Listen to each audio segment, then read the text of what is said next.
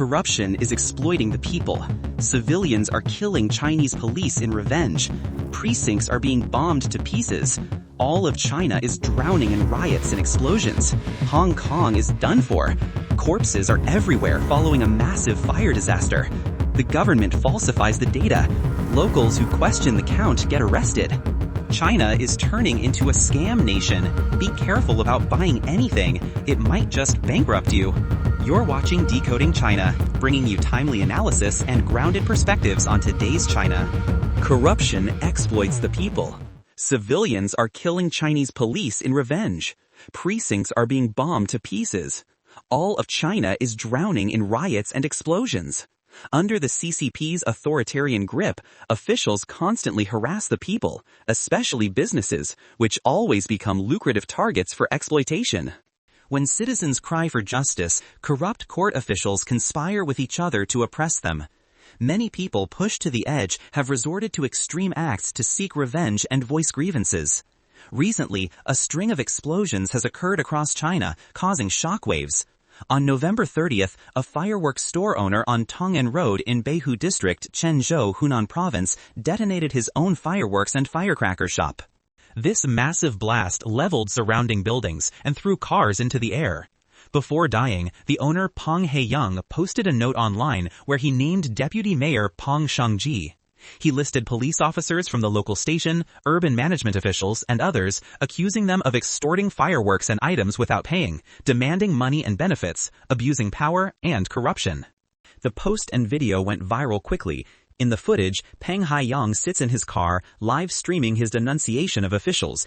Deputy Mayor Peng Shangji is lazy in governance, imposes blanket bans, and has no regard for the people. You corrupt officials in the Environmental Protection Bureau and Urban Management Bureau only care about promotions and getting rich. You never think of the people and are forcing us onto a dead-end road. Pengui, you are the one who made it impossible for me to live on.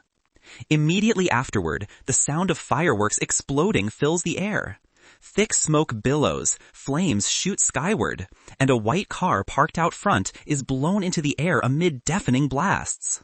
Another clip reveals the blast totally leveling the fireworks shop, with glass from nearby high-rises shattering and crashing to the ground. At the end of his note, Peng Heiyang wrote, "When everyone sees the issues I reported above, I may no longer be in this world. These are my dying words, and they reflect the main grievances of everyone in the fireworks and firecracker retail business." According to the source's friend, also a shareholder, the owner took out loans over 1 million yuan, roughly 140,000 USD, to stock the warehouse. New rules required no residents living above fireworks stores and no buildings within 100 meters, effectively forcing the shop to shut down. Netizens on Chinese social media said, one single document slashed the number of fireworks stores citywide by 40%. Sales are banned outside peak seasons. Doing business these days is so hard. Beyond sympathy for the owner, netizens widely slammed official business collusion under the CCP and the industry's dark underbelly. This isn't an isolated incident.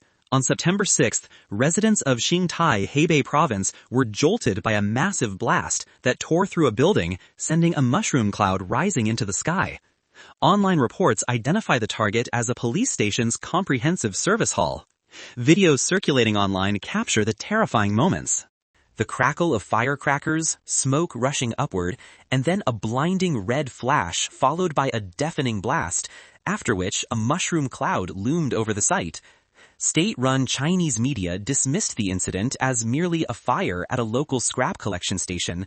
However, netizens quickly exposed and questioned the plausibility of the state's narrative.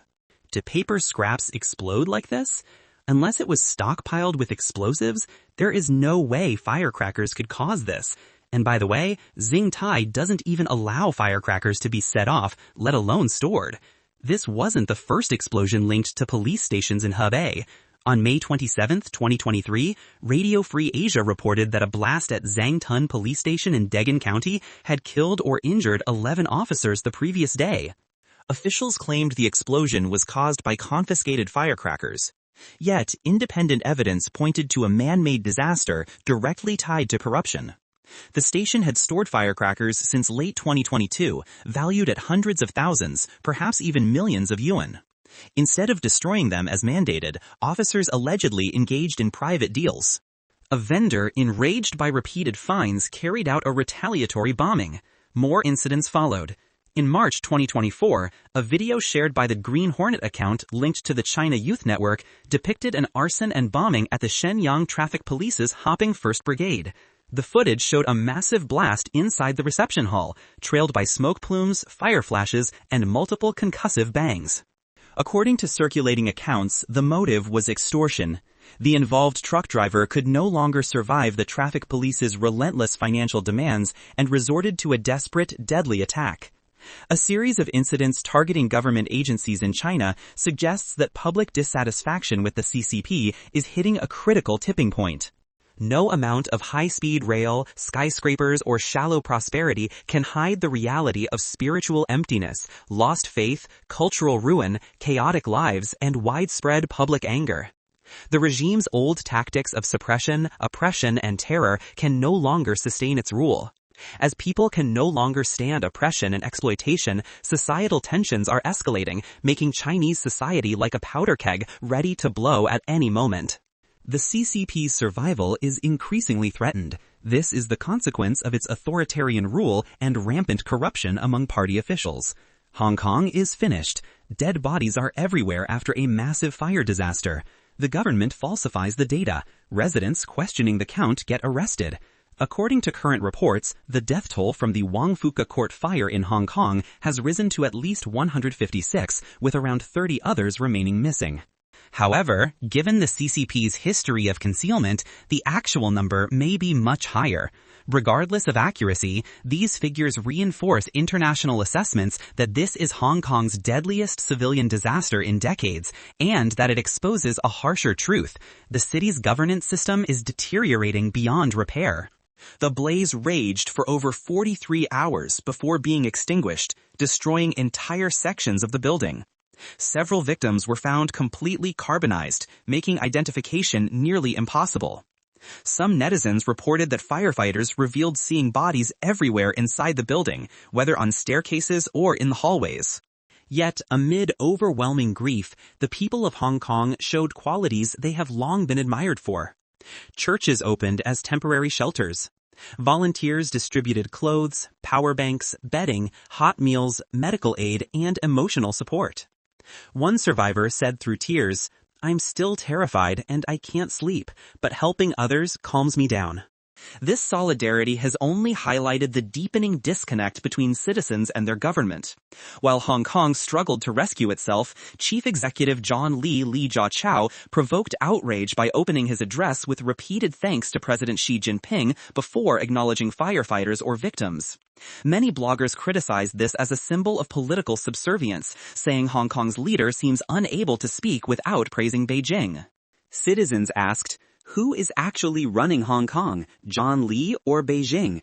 Public anger escalated when a young resident who launched a petition calling for an independent investigation and gathered over 10,000 signatures within a day was arrested by National Security Police for incitement. 2 other individuals linked to relief efforts were also arrested soon after. Media outlets reported that interviewed residents declined to speak further, fearing they might also be taken away. A pervasive climate of fear has spread across Hong Kong, mirroring mainland China. Beijing's liaison office issued a statement accusing anti-China forces of exploiting the disaster. Many observers argue that the government appears more focused on controlling public opinion than uncovering the truth. Simultaneously, the pro-Beijing newspaper Tang Pao released an investigative series describing Hong Kong's construction industry as a swamp of corruption, involving bid rigging, inflated repair costs, substandard materials, and highly flammable scaffolding. The articles directly named Prestige Construction and Engineering, the contractor responsible for repairs at Wong Fook Court, highlighting its record of safety violations, unqualified hires, and numerous lawsuits. But within 48 hours, the entire series was scrubbed from the newspaper website, prompting speculation of political pressure from above. Hong Kong's Independent Commission Against Corruption later confirmed that Shibsanti individuals had been arrested. They are suspected of replacing fire-resistant scaffolding with cheaper, highly flammable nets after a July typhoon. To pass inspections, compliant materials were reportedly installed only on lower floors, while the upper floors used cheap petroleum-based nets. These are the same nets believed to have stoked the vertical firestorm that engulfed the building's exterior. International experts stressed that this disaster wasn't just about a single spark, but a total collapse of the city's safety framework. Regulations were ignored, oversight weakened, and systemic negligence built up over years. One Hong Kong-born academic whose wife perished in the fire stated, "Hong Kong has now become a copy of mainland China. If you ask questions, they arrest you, not to find the truth, but to silence you." Wong Fook Court, built in 1983 as subsidized housing, started repairs in July 2024. Residents had to pay between 60,000 and 180,000 HKD, about $20,000 to $23,000 USD, within 6 months for a $130 million renovation project. Many slammed the cost as unreasonable, suspecting collusion between the contractor and the management company.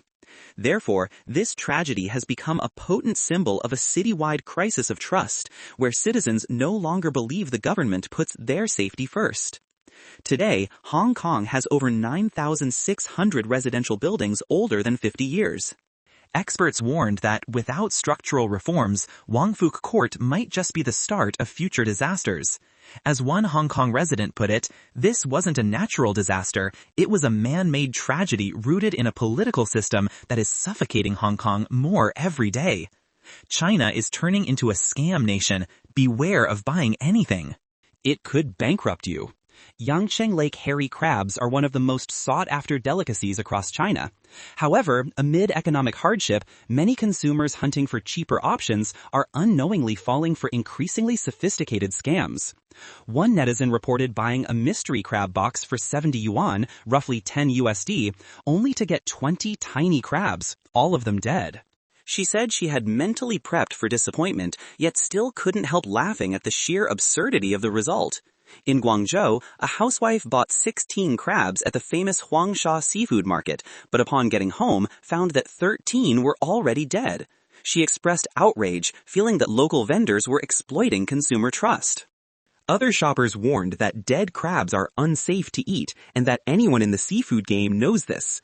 Some added that while a few casualties might be normal, finding most of them dead clearly signals fraud. Besides selling dead crabs, many vendors have been accused of rigging the weight by using heavy ropes. A trending video revealed a seller using 50 grams of cotton rope for every 250 grams of crab, artificially boosting the total weight by roughly 20%. Some ropes were even soaked in borax, adding another 15% to the weight when wet. Surprise checks found small lead blocks stashed inside the ropes. As buyers started bringing portable scales to check purchases, a Suzhou supermarket had to open a separate counter for weighing crabs rope-free after customers showed that unbound crabs were 40 yuan cheaper per jin, about $5.6 USD for 0.5 kilograms. Yet, according to industry insiders, these tricks still aren't the biggest issue. A broader and more systematic scam revolves around crab vouchers, which vendors have milked for years. In one recorded case, a seller printed 50,000 premium crab vouchers, each priced at 688 yuan, while stocking only about 5,000 actual crabs for redemption. When customers tried to redeem their vouchers, they faced constant delays with excuses like immature crabs, bad weather, or empty stock. Buyers wanting to redeem early were often told to upgrade to a higher tier crab for an extra 100 yuan, even though the crabs were identical. Since many vouchers were gifts, recipients hesitated to argue and frequently agreed to pay up.